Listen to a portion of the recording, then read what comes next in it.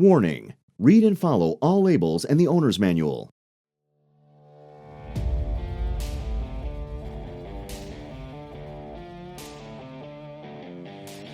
These how-to instructions are for use with the Tregaskiss TT4A analog and TT4E Ethernet reamers.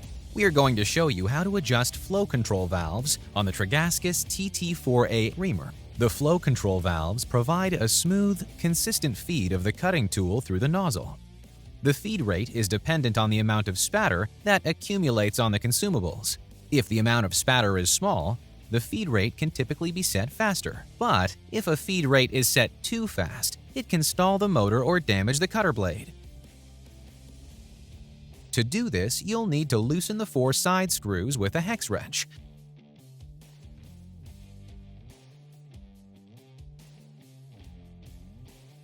And remove the front cover to access the flow control valves located behind the spindle cover. To adjust the lift or retract speed of the spindle, find the flow control valves located on the spindle unit. They are located behind the spindle cover.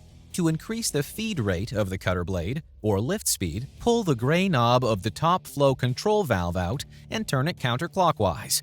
To increase the retract speed of the cutter blade, pull the gray knob on the bottom flow control valve out and turn it counterclockwise. To decrease either the lift speed or retract speed, turn the respective gray knob clockwise. Once the desired setting is achieved, push the gray knob in. Here is an example of a flow control valve that lifts and retracts too slow. To adjust it, unlock the gray knob, open it up, or lift and retract, push the gray knob to lock it.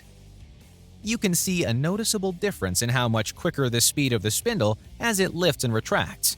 This will help your cycle time should you need it.